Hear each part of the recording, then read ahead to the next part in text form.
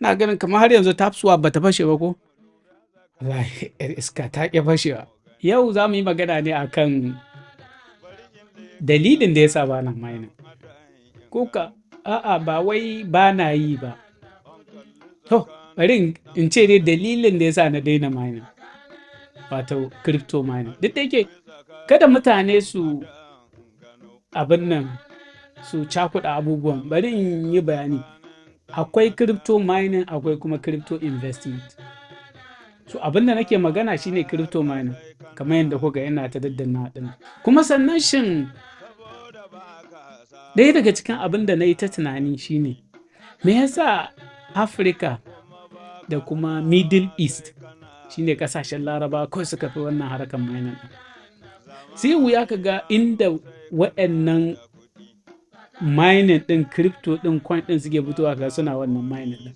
Kamar zai wuya ka ba America ya zauna yana ma mining, ko a ce wani ɗan ƙasan Japan ko India ko China ko kuma a ce irin Germany ko Netherlands ko France, kaga ya zauna ma yana ma wannan mining. Me yasa kawai mu ƙasashenmu ne abubuwan ya bashi? Dan mu ba mu tsaya mu yi lissafi kamar yadda capitalism suke lissafi. So ni na ganin ya dace da kowa ya zauna ya yi lissafin abubuwan da yake kashewa da lokacin shi, sannan sai ya gani shin ya kamata ya yi wannan mining ɗin ko dai.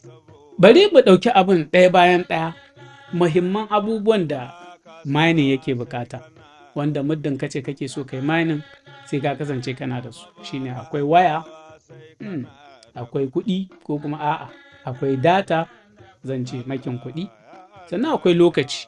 Idan muka zo da maganar waya, ita waya ina ganin zamani Allah ya kawo mu na zamanin da mafi yawa wayoyin da muke da su smartphones ne. Abu na biyu data. Data tana canzawa daga mutum zuwa mutum. Akwai wanda zai iya sayan ta 500 ne kawai, akwai wanda zai iya sayan ta 1000 ko har zuwa sama 50,000. Amma ita ma data ai sai ka sa ta lissafi. Abu na uku shine lokaci. Duk da yake maganar gaskiya, ya kamata mu san cewa lokaci dukiya ce mai ɗimbin yawa wadda Allah ya bamu. Don haka ya kamata mu san yadda za mu yi amfani da ita. Ɗaya daga cikin abin da ya kamata mu ɗauka domin mu yi analyzing ɗan abubuwan da suke shine. Wa'annan masu ƙirƙiro wa'annan abubuwan ba komai ba ne, capitalism ne. Haraka ce ta kuɗi.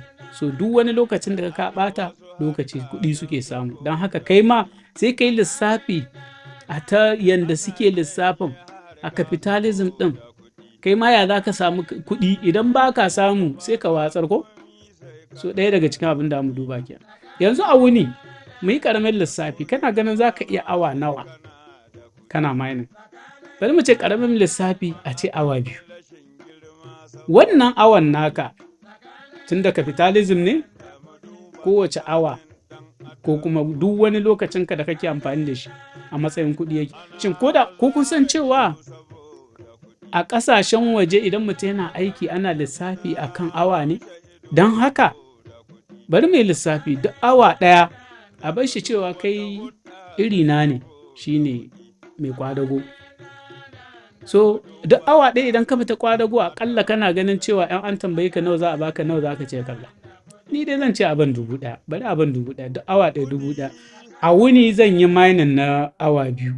Kaga duk awa ɗaya 1000, a wuni awa 2 2000 kenan. Data fa? To bari a bar shi cewa zan iya ƙarar da 1 GB. So idan na sai 1 GB 1000, ga awa 2 na da nake bayarwa, duk awa ɗaya tana zaman 1000, 2000 kenan. A wuni nawa ne aiki na? Kullum za ka kashe 3000. 1000 na data, 2000 na awa 2 ɗinka, kullum 3000. A wata 60,000 kenan. Saboda aka ce a bar shi cewa a wata za ka yi kwana 20 kana mining ɗin, shine awa 2 so kwana 20 kana mining ɗin. Kaga a wata 60,000 kenan, tunda kullum 3000 ke tafiya a capitalism kenan. Kaga a wata 60,000 ya kama. A bar shi a gurguje za ta yi wata 3. Ka yi wata 3 kana mining sai ta fashe. Shin duk wata ɗaya 60,000 matsayinka kenan 60,000.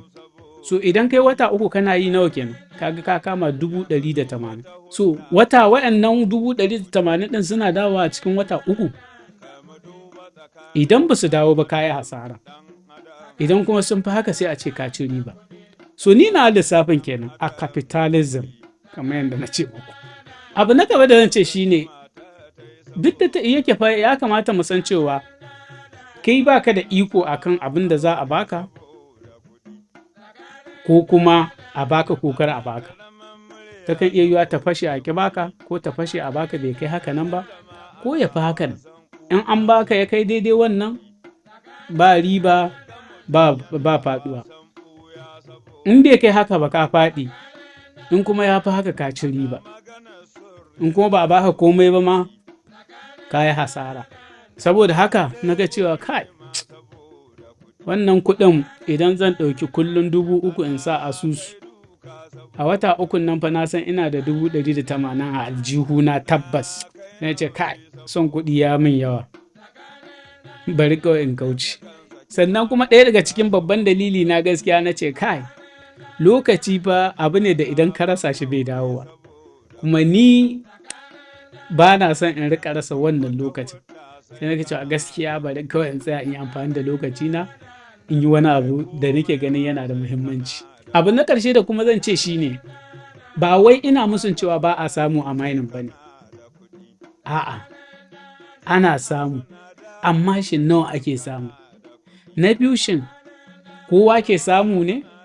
Saboda ba kowa ke samu ba, maganar gaskiya. Na uku, shin abin da ka kashe yana fitowa?